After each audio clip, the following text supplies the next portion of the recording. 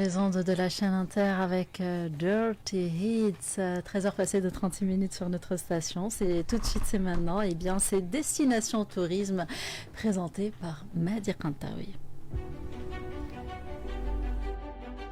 Destination Tourisme. RTCI.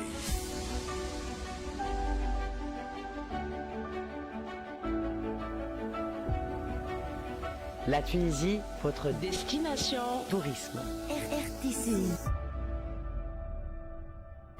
Eh bien voilà, la Tunisie, votre destination tourisme. Eh bien, je suis toute contente de retrouver comme tous les samedis Mehdi Kantaoui. Bonjour, bonjour. Bonjour Salah, comment ça va? Eh bien, je vais bien. Quel plaisir de te retrouver comme tous les samedis. Et bien sûr, tu viens avec des invités. Et quel invité! Aujourd'hui, nous avons parmi nous Monsieur Monsof Riebi, qui est le président de l'association des guides de tourisme de croisière. Simon Sof, bonjour, bonjour. Bonjour. Bonjour tout le monde, bonjour à tous les auditeurs. Voilà, on parle de croisière, c'est le soleil ici, c'est l'été sur les ondes de la chaîne Inter et puis en présence de Mehdi Kantaoui, dont le sujet portera aujourd'hui de la reprise du tourisme de croisière en Tunisie, c'est bien ça Mehdi? Tout à fait, ça là, donc c'est notre sujet et la raison pour laquelle nous avons pensé donc inviter notre ami donc Monsof Riebi, qui est le président donc de l'association des guides de tourisme de croisière. Alors tout le monde en parle, apparemment prochainement on aura donc 2 bateaux qui seront sur Tunis, donc c'est des croisières. Ouais. Et comment ça se passe? Très bien, merci pour cette invitation. D'ailleurs, je me sens chez moi. Oui, c'est le cas, bien sûr. L'RTCI, c'est moi. Moi, j'ai vécu avec l'RTCI depuis que j'étais comme ça petit. Et maintenant, ça y est, on a vieilli un peu et on commence, on se lance complètement. Non, on reste toujours jeune ici sur la chaîne. La jeunesse est dans le cœur et dans l'esprit. Dans le cœur, exactement. Et je suis président de l'association des guides de croisière et c'est une très bonne occasion d'en parler énormément et profondément de ce secteur, de cet élément de secteur de tourisme. Et ce secteur qui fait rêver, les bien croisières. sûr, il fait rêver, il fait gagner de l'argent, il fait de la pub pour le pays, tout ça, parce qu'on sait vous très véhiculez bien, une très belle image de notre belle Tunisie. Très très bien, vous l'avez très bien dit, et vous avez les éléments qui embellissent de plus en plus le pays, ce sont les guides touristiques. D'accord. Que c'est un élément essentiel dans le tourisme et on ne peut pas vraiment avancer sans avoir vraiment des guides très qualifiés. Et on est fiers en Tunisie d'avoir les meilleurs guides sur la Méditerranée. Donc des guides qualifiés, comme vous dites, Monsieur Monsof, c'est-à-dire des guides qui maîtrisent la langue française, les langues plutôt, toutes les langues, et aussi ils connaissent très très bien donc l'histoire de la Tunisie. Bien sûr. D'ailleurs, le guide c'est pas un historien. C'est pas un archéologue, c'est pas un géographe, mais le guide c'est un ensemble. D'accord. Il utilise une technique linguistique pour pouvoir transmettre vraiment un message cohérent. D'accord. De mettre en évidence l'histoire du pays, de mettre en évidence la situation du pays, de mettre en évidence cette beauté de la Tunisie. Et il ne faut pas oublier, quand on parle d'un pays mosaïque, la Tunisie est un pays, c'est pas un slogan touristique, mais c'est un pays purement mosaïque parce que c'est varié du nord au sud, au centre. Et c'est tellement riche, hein? C'est riche en histoire, il ne faut pas oublier. En civilisation. Voilà, on est vraiment, quand on parle de Carthage, on doit s'incliner, tout le monde. Le monde entier doit s'incliner devant Carthage parce que vraiment c'est une présence historique très importante. Et l'histoire de Carthage, l'histoire punique de Carthage et l'histoire de Carthage romaine, elle est maintenant étudiée un peu partout dans le monde entier, particulièrement dans les pays asiatiques comme le Japon, comme la Corée du Sud, comme aux États-Unis, tout ça,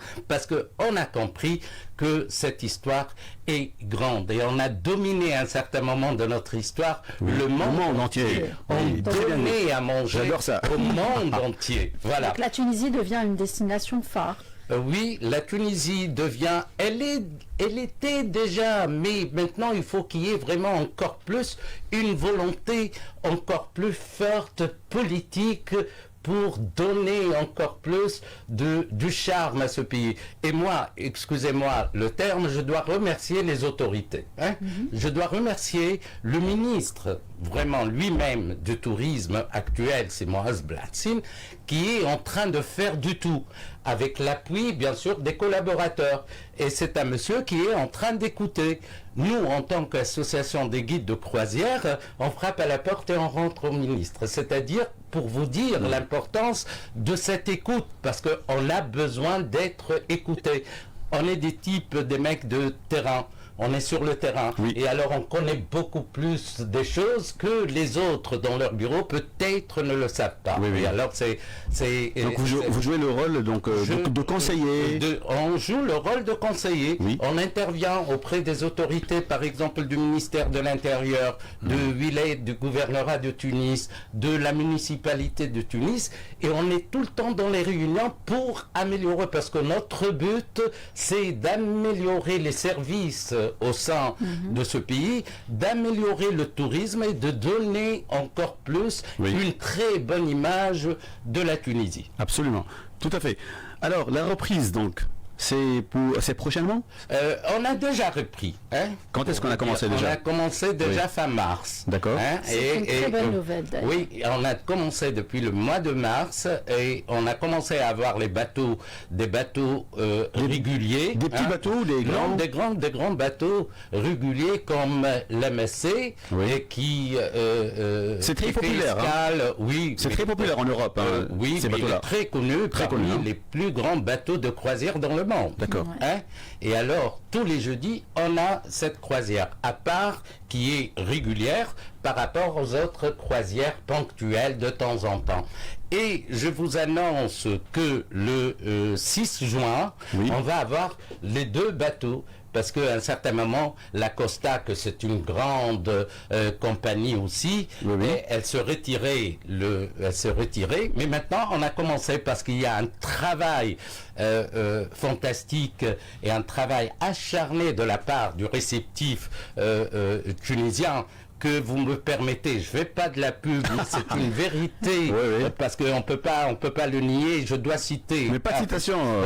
Je sais que je fais pas de la pub, on va pas vraiment, c'est quelqu'un qui travaille c'est l'agence Hop Travel gérée par son gérant Sislim Benjabala, que personnellement d'ici, je dois le saluer, je le salue fort. C'est un monsieur au vrai sens du terme qui travaille pour le pays, qui travaille pour le tourisme. Il a repris malgré une absence depuis 2015 à cause bien sûr des attentats en Allemagne. Les bateaux se sont éclipsés complètement et on a commencé, il a fait un travail gigantesque que personnellement, parce qu'on est en contact direct avec lui, en contact direct bien sûr avec l'agence réceptif et tout ça, et on est en train de faire un travail vraiment formidable. Hein. Très bien. Et vous savez très bien, et on est en train de surmonter les problèmes, parce que quel genre de problème?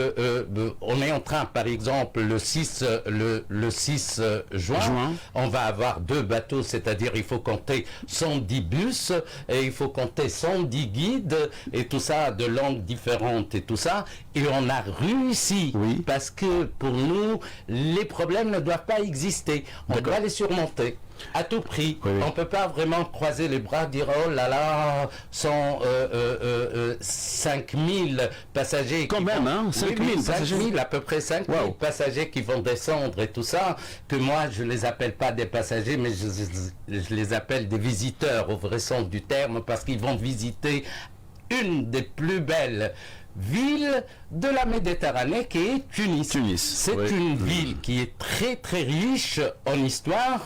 Vous avez la Médina, vous avez Sidi Bou Saïd, vous avez le musée de Bardo qui reste un des plus grands musées du monde. Vous avez Carthage, et alors je dois me taire quand je parle de Carthage. C'est tout. Alors vous avez dans un arc, dans un périmètre à peu près de 20 km, vous avez plusieurs visites à faire. Et pourtant, le temps parfois ne suffit pas. Donc ils vont faire des excursions de demi-journée, d'une journée. Il y a des excursions d'une demi-journée. Il y a aussi des excursions d'une journée entière. Et qui sont assurées par les agences de voyage? Bien sûr. pas par les agences de voyage, par une agence de voyage. Par une qu'on a cité et qu'on ne va pas citer à nouveau. Et que je dois citer à nouveau par Hop Travel. Bien sûr, il collabore avec d'autres agences, il fait appel à d'autres agences et tout ça pour les bus, pour le parc roulant et tout ça. Il fait appel à tous les guides de l'intérieur ou bien de Tunis. C'est très très très important ça. Et on a et les problèmes sont complètement résolus concernant, parce qu'il y avait des gens qui ont eu peur au début de voir 5000 passagers, 5000 visiteurs qui descendent ensemble. C'est pas facile. Il faut qu'il y ait vraiment une logistique très très importante. Oui, en pourcentage, ça fait combien par rapport à l'ensemble des passagers sur le bateau? Sur le bateau, il faut compter sur les 60%.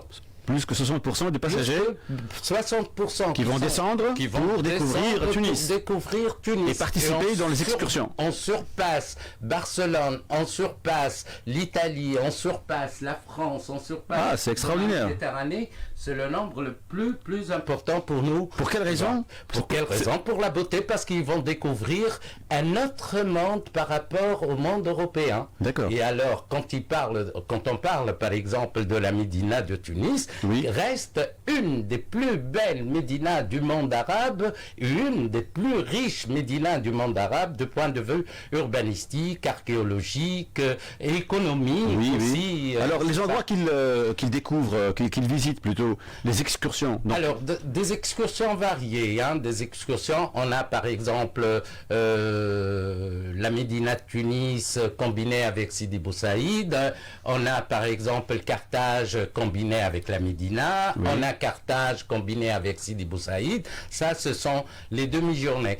Pour la journée entière, ils font tout. Alors, ils font Sidi Bou Saïd, le musée de Bardo, qui reste un des plus grands musées du monde de point de vue collection de mosaïques. Et heureusement, on l'a ouvert l'année dernière parce que nous étions complètement coincés. Et je veux vous dire quelque chose sincèrement, que quand le musée de Bardo était fermé, un nombre de clients ne descendent pas parce qu'ils te posent la question pourquoi le musée de Bardo il est fermé, alors je ne descends pas. Les gens connaissent parfaitement. Ils ont déjà une idée sur l'importance du musée de Bardo parce qu'à travers ce musée, on peut comprendre. Et moi, en tant qu'universitaire et professeur d'histoire de l'art, et alors le musée de Bardo est très important pour mettre en évidence toute l'histoire de la Tunisie. Il suffit de voir une mosaïque, un tableau de mosaïque pour comprendre exactement cette richesse. Oui, nous avons intérêt à le garder ouvert tout le temps. Oui, tout le temps. Et je fais d'ailleurs, et moi je travaille aussi dans le tourisme local, parce qu'on est en train d'encourager énormément le tourisme local. Ce que je fais avec mes chers Tunisiens, quand ils viennent avec moi dans des circuits, je les pousse et parfois je leur fais le musée de Bardo gratuitement. Voilà. Vous êtes très généreux. Non, ça c'est la politique, qu'on a adoptée au sein de notre association pour encourager particulièrement le Tunisien à visiter aussi les sites archéologiques. D'accord. Alors, les passagers, ils sont de quelle nationalité? Par exemple, sur l'MSC, la majorité, de toutes les nationalités. Vous avez des Anglais, des Américains, des Espagnols, j'en sais pas, des Allemands, des Japonais, tout ça. Mais la majorité écrasante, ce sont les Italiens. Parce que c'est un bateau italien et qui est en train de tourner à l'intérieur du bassin de la Méditerranée. Alors, une majorité écrasante, ce sont des Italiens. Alors, on a besoin toujours des guides qui maîtrisent la langue italienne et les autres langues aussi. Italienne, oui. Alors ça tous nos guides ont 2-3 langues. Et combien de guides on aura, par exemple, le 6 juin? Le 6, ça va être sur 110 guides. On est en train... Parce que la vente, elle est encore ouverte. On ne ferme pas la porte. On n'a jamais demandé un stop sale. D'accord, nous continuons à vendre les excursions. Nous continuons à vendre jusqu'à la dernière minute. Très bien. Oui. Et ça, c'est le fort de la Tunisie. Oui. Et ça, c'est le fort de l'agence réceptive. Et ça, le fort de toute une équipe qui est en train de travailler. Alors, on ne fait pas de stop sale. Oui. Parce que j'ai entendu l'autre fois, je ne sais pas, peut-être ils vont faire le stop sale. Nous, non. On est des militants en combat. Nous continuons à vendre. Nous continuons à vendre jusqu'à la dernière minute. Et je sais pertinemment qu'on n'aura jamais de problème, par exemple, d'un parc roulant ou de guides et tout ça. Ils sont toujours présents. Alors les croisières, est-ce que c'est uniquement, ils viennent au port de Tunis seulement, ou sinon pour les autres? Pour les autres ports, oui. Par exemple, ces grands bateaux comme la Costa, comme la MSC, ils préfèrent Tunis. Mais on a de temps en temps, ponctuel, parfois sur le port de Sousse, parfois sur le port de Zarzis. Autrefois, on faisait même... non, Bizerte, non, maintenant ils ont arrêté. Avant, on travaillait un peu sur Bizerte. Oui. Et ça fait... un bail qu'on a travaillé énormément sur Gabès. Mais les situations maintenant des ports ne permettent pas. Est-ce que j'ai entendu parler que les ports ils doivent être vraiment trop profonds pour que les grands bateaux puissent... Oui, en principe, on a des ports profonds. De profondeur de combien, par exemple? Je ne sais pas, je ne peux pas vous le dire. C'est pas mon... moi, j'ai fait une petite recherche. C'est trop technique. Ah oui. Moi, je ne sais pas. Et en plus, avec le trou de mémoire que j'ai, que parfois, même avec les chiffres, je ne me trouve pas. Je ne peux pas dire n'importe quoi. D'accord, très bien. En tout cas, Simone Soferiébi, qui est le président de l'association des guides de tourisme et de croisière, parle avec un grand enthousiasme, vraiment une jovialité. Il est vraiment... Absolument, je confirme. Sincèrement... merci. Oui. Merci que vous l'avez déjà constaté. C'est très intelligent de votre part, parce que ça, on le transmet directement aux clients. Les clients, quand tu parles, quand tu fais un commentaire, ils sentent tout de suite cet enthousiasme et comment vous êtes porté vers le pays. Parce que c'est un pays qu'on aime. Et quand on aime, et c'est pas, quand je dis j'aime la Tunisie, c'est pas un slogan comme ça, mais il faut qu'il y ait un fait. C'est pas des paroles et paroles et paroles. Il faut que ce soit remarquable. Oui, les paroles s'envolent. Parce que c'est vrai, on vit toujours. Mais quand on est enthousiaste, c'est contagieux, c'est bien. Oui, on peut transmettre. On transmet le message facilement et avec beaucoup d'amour. Et moi, je suis épicurien de philosophie. Alors, pour moi, l'amour, c'est dedans, le plaisir, c'est dedans. Et alors, c'est très intéressant parce qu'on découvre aujourd'hui pas mal de choses et nos chers auditeurs aussi sont en train de découvrir, d'après toutes les informations partagées par M. Mons, qui est notre invité aujourd'hui, qui est le président de l'association des guides de tourisme de croisière. Alors, qu'en est-il de la recette? Est-ce qu'on est en train de réaliser une recette intéressante? Mais ça se sort avec 5000 visiteurs, passagers et tout ça. Avant tout, ils doivent payer vraiment le port, ils doivent payer leur transport, ils doivent payer leur guide, et alors ils dépensent. Ils vont payer par exemple leur visite, très bien. Et ils vont participer fort à l'économie, par exemple les achats et tout ça, l'artisanat et tout. Ce sont des gens qui dépensent, et qui dépensent bien, mais qui dépensent. Et il y a de l'argent qui rentre. Très bien. Le taxiste qui mange, je ne sais pas moi, les restaurants, les vendeurs, tout ça. Les petits commerçants, les commerçants, c'est pas des petits commerçants maintenant. L'artisanat, ils sont vraiment... ils vont acheter des souvenirs. En plus, tu as une majorité italienne, et l'artisanat tunisien, c'est important. Quand on parle de tapis, alors tu as des gens qui achètent quand même, moi maintenant, parce que c'est plus à la mode, qui achètent quand même, mais qui achètent, qui bricolent, je ne sais pas moi, qui font des achats à tort et à travers. Je peux vous garantir, un minimum pour chaque client, il faut compter sur les 50 €, 100 € de dépenses quand il descend pour acheter. Alors, il faut c'est très intéressant. Exactement, il donne à manger à tout le monde. Et c'est la saison, c'est l'été, ou ça peut être sur toute l'année, les croisières Oui, exactement. Et moi, tout à l'heure, je vous ai dit qu'on est en train de faire un travail acharné avec l'agence réceptive. On est en train de faire vraiment énormément avec les autorités pour que cette cette année pour que la croisière continue à travailler même en hiver. Ça, super. Et alors, fin novembre, on va avoir eu la fin de grands bateaux. Et à partir, disons, de novembre, on va avoir d'autres bateaux qui vont finir avec ce qu'on n'a jamais eu. Hein. Ah bon, oui. Cette année, c'est une exception. On essaye par tous les moyens de lancer de plus en plus le tourisme tunisien.